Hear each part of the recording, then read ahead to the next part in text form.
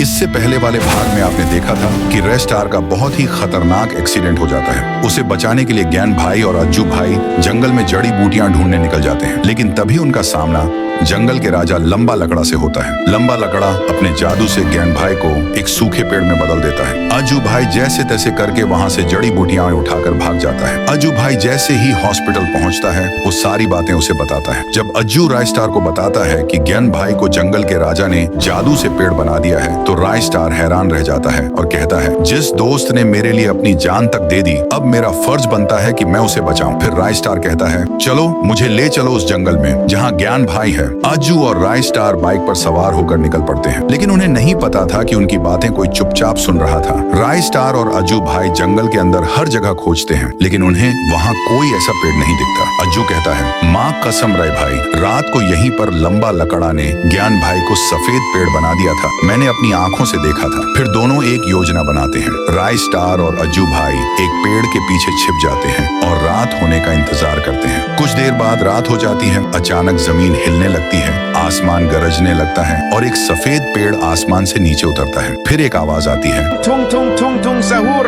और वह पेड़ लंबा लकड़ा में बदल जाता है। आजू बोलता है, यही है वो अजीब सा आदमी जिसने ज्ञान भाई को पेड़ बना दिया था। राय स्टार गुस्से में कुल्हाड़ी निकालता है और कहता है, आज तो मैं इस लकड़े के बच्चे को काट कर रख दूंगा। फिर राय स्टार उसके सामने जाकर बोलता है, कहाँ है मेरा दोस्त, मुझे उसे वापस दो।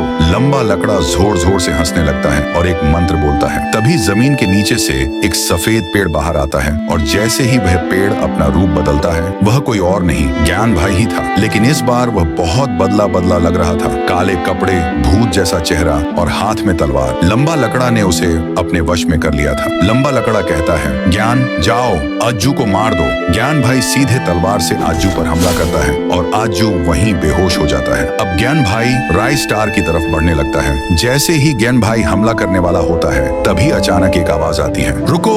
वो आवाज थी उसी डॉक्टर की जिसने राय स्टार की जान बचाई थी। डॉक्टर कहता है, रुको टंग टंग, मेरे बच्चे। राय स्टार पूछता है, डॉक्टर क्या आप इसे जानते हो? डॉक्टर कहता है, हाँ, इसे मैंने ही बनाया है। एक दिन जब मैं अपनी लैब में पेड़ों पर एक्सपेरिमेंट कर रहा था, तभी जोरदार धमाका हुआ और पूरी लैब में धुआं ही धुआं फैल गया। फिर जैसे ही धुआं हटा, मैंने देखा कि वो सूखा पेड़ जिंदा हो गया। इससे पहले मैं कुछ समझ पाता, वो एक सफेद पेड़ में बदलकर वहाँ से भाग गया। तभी से मैं इसे ढूंढ रहा था। टुंग टुंग सहूर डॉक्टर को देखकर बहुत खुश हो गया और बोला, पापा। फिर डॉक्टर ने कहा, बेटा टंग टंग, इन सबको ठीक कर दो। टुंग टुंग सहूर एक मंत्र बोलता है और ज्ञान भाई फिर से सामान्य हो जाता है। सब कुछ पहले जैसा हो जाता है। पूरा ढोलकपुर और वहाँ के लोग फिर से खुशी खुशी अपनी जिंदगी जीने लगते हैं।